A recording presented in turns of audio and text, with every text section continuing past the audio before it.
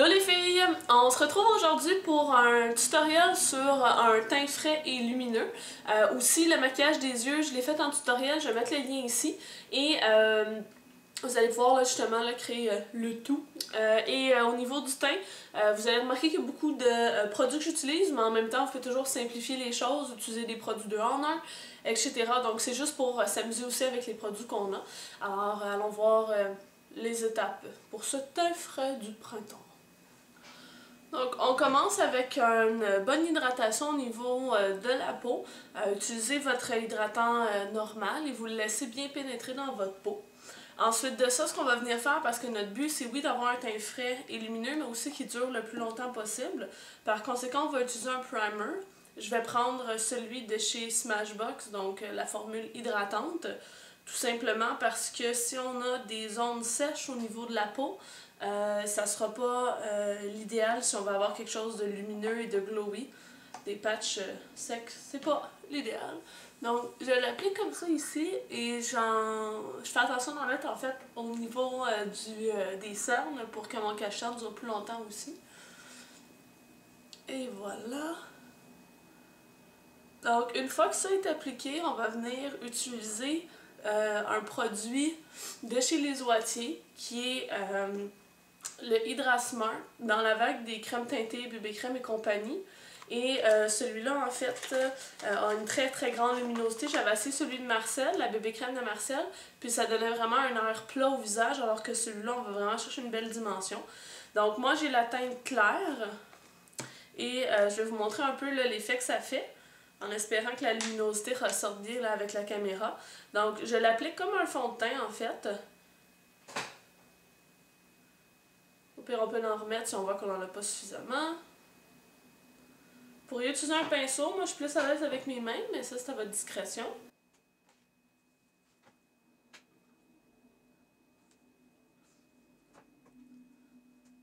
Faites bien attention d'en mettre justement jusqu'à la ligne des cheveux pour pas qu'il y ait des démarcations ou quoi que ce soit.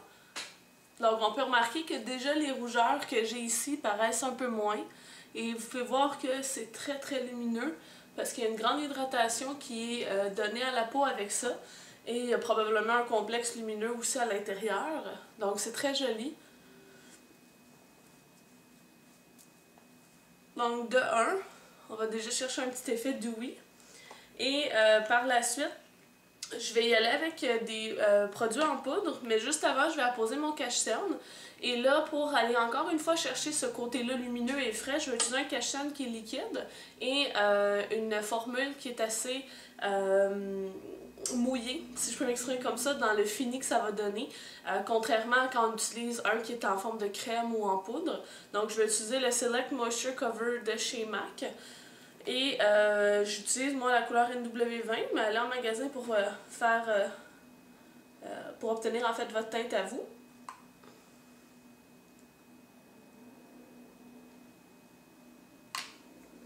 Et je le travaille au doigt aussi. De toute façon, c'est moi que je maquille, c'est pas d'autres gens.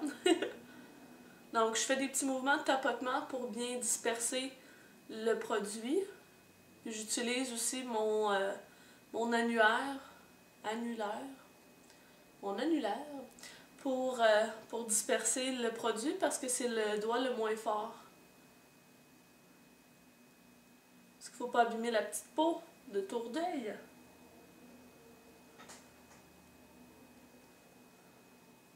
Donc vous pouvez voir encore une fois qu'il y a une très belle luminosité au niveau du cache-cerne. Et ça, on peut toujours, ce qui est bien avec celui-là, le retravailler sans que ça ait l'air cakey. Donc moi, j'en remets tout le temps une mini touche à cet endroit-là parce que c'est là où mes cernes sont les plus foncées. Donc là, ce qu'on va venir faire, c'est poudrer un peu la zone T. Et on va y aller avec parcimonie parce qu'on veut vraiment garder l'effet lumineux de la chose. Donc je vais utiliser ma poudre Studio Fix de MAC et un kabuki comme ça ici. Et je vais tout simplement l'appliquer au niveau du menton, sur le bord du nez et au niveau du front parce que c'est vraiment moi les endroits où je suis le plus rouge. Et cette poudre-là vient justement contrecarrer la rougeur là, de mon teint. On va ensuite venir travailler le bronzer pour se donner un teint d'été. Et ce qui se produit avec moi, c'est que mon visage, à la base, est plus foncé que mon cou et ma poitrine. Ce qui fait en sorte que peu importe les produits que je vais mettre, j'ai tout le temps l'air d'avoir la face plus bronzée. Alors ce que je fais, c'est que j'applique un peu de poudre au niveau de mon cou et de mon décolleté. Et je vais utiliser la poudre de chez Physicians Formula. Je vais juste aller la chercher ici un nouveau paquet parce que la mienne était presque finie, donc je l'ai concassée puis je l'ai mise dans un pot comme ça ici pour la terminer. Mais sinon, ça ressemble à ça ici, le produit. Il est encore emballé parce que c'est mon refill. Là. Mais donc c'est ce que je vais utiliser. Puis je vais prendre le pinceau F30 de chez Sigma. Et je vais tout simplement y aller dans mon cou. Puis au niveau de ma poitrine.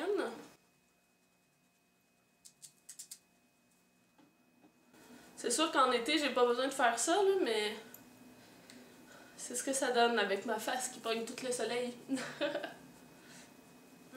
Juste pour acheter un petit peu plus de définition à mon visage, je vais appliquer un peu de bronzer dans le creux ici. C'est un peu comme si je faisais du contouring. Et voilà. La majorité du teint est faite. Tout ce qui nous reste maintenant, ça va être au niveau blush et bronzer. Et on a terminé pour ce qui est du teint lumineux. On va peut-être même mettre un petit peu dans le luminaire. Donc ça, on va voir, on va se laisser aller dans quelques petits instants. Et pour appliquer mon bronzer, je vais utiliser le F50 de chez Sigma. Et tout ce que je fais, en fait, j'utilise ça ici qui est de l'Iswati. Bon, j'en ai déjà parlé, là, je l'adore. Même que je pense que je vais m'en acheter un refill parce que, vu que c'est une collection limitée, là, mais bon. Alors bref, tout ça pour dire que je prends mon pinceau comme ça ici, je swirl dedans. Et je fais comme si j'appliquais du blush, sauf que je le monte sur la tempe ici. Donc en même temps, comme il y a une belle luminosité dedans, ce produit-là, ben, je garde quand même malgré tout justement l'effet lumineux du maquillage tout en ayant du bronzer. Et voilà, on commence à avoir beaucoup plus de définition au niveau du visage. Pour ce qui est du blush, ce que je vais appliquer parce que je veux que ça dure ultra longtemps, c'est le Glide On Cheek Tint de chez Urban Decay dans la couleur Fétiche, qui se présente comme ça ici. Je l'utilise avec un pinceau duo fibre. Celui-là, c'est un pinceau bronzer de chez Face Secret, qui est comme le F50 de chez Sigma. Et je fais tout simplement là, appliquer le produit. Ça n'en prend pas beaucoup pour avoir une bonne couvrance. Et le fait d'appliquer ça tout seul ou en combinaison avec un autre blush fait en sorte qu'avant mon blush durait peut-être quoi, un 6 heures.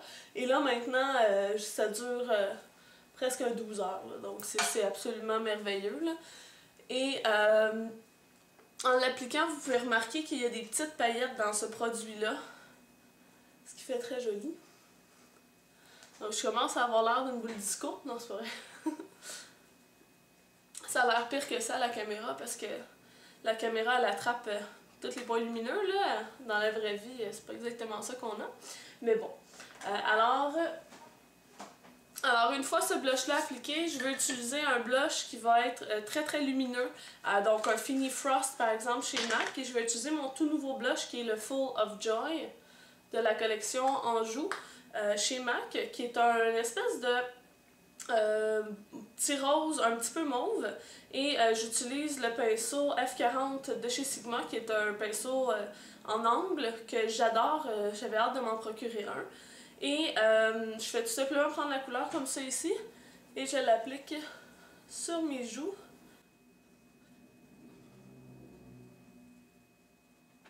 Donc on peut voir que c'est assez pâle comme produit, mais que ça donne un petit air frais, un petit air jeune. En tout cas, je suis vraiment très très heureuse de mon achat là, pour ce qui est de ce produit-là.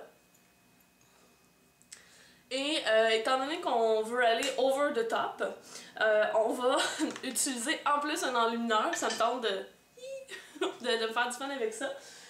Pour l'enlumineur, je vais prendre... Ouais, pour l'enlumineur, en fait, je vais y aller en extreme. Et je vais utiliser le Superb de MAC que je viens juste d'acheter dans la collection In Extra Dimension qui se présente comme ça ici. C'est une poudre lumière qui est absolument débile. Et je vais prendre un pinceau fluffy, c'est le le E25 de chez Sigma qui correspond au 217 de chez MAC. Je le prends parce qu'il est assez fluffy, parce que je veux pas y aller non plus là, trop d'impact. Et je prends un tout petit peu de la couleur et je vais la déposer doucement sur le haut de mes pommettes. Et voilà. Et un petit peu de l'autre côté. Donc, c'est pas mal ce que ça nous donne comme look. Et là, regardez, j'ai utilisé vraiment beaucoup de produits pour justement vous en montrer plusieurs. Mais vous pourriez facilement simplifier ça en mettant juste l'hydratant teinté, poudrer un peu votre zone T, mettre le fard à joues de Urban Decay, un petit peu d'enlumineur et c'est tout. Vous n'êtes pas obligé d'aller avec le bronzer, plus l'autre bronzer, plus tout ça. Ça, c'est moi, je m'amuse avec ce que j'ai. C'est juste pour le fun de la chose. Mais le but étant justement d'aller chercher quelque chose qui est très très lumineux mais qui dure longtemps. Et si pour une raison X, dans l'application que vous avez faite, vous avez l'impression d'avoir le teint un peu poudreux, ce que vous pouvez faire, c'est justement de venir humidifier un peu votre visage. Là, je parle pas de vous pitcher d'eau en face, on s'entend. Ça serait davantage de spray un produit. Ça pourrait être Fix Plus de MAC. Moi, j'utilise le Long Lasting, donc le All Nighter de chez Urban Decay, sauf que celui-là contient un peu d'alcool, donc c'est pas bon de l'utiliser à tous les jours. Donc j'utilise juste dans les soirées et tout ça. Alors que le Fix Plus, lui, c'est davantage une bonne chose. Mais ça pourrait être tout simplement de l'eau, ça peut être de l'eau thermale, bref. Vous en mettez une toute petite quantité. Le fait qu'il y ait des petites gouttelettes qui vont se déposer, ça va venir comme tout faire un amalgame de vos produits.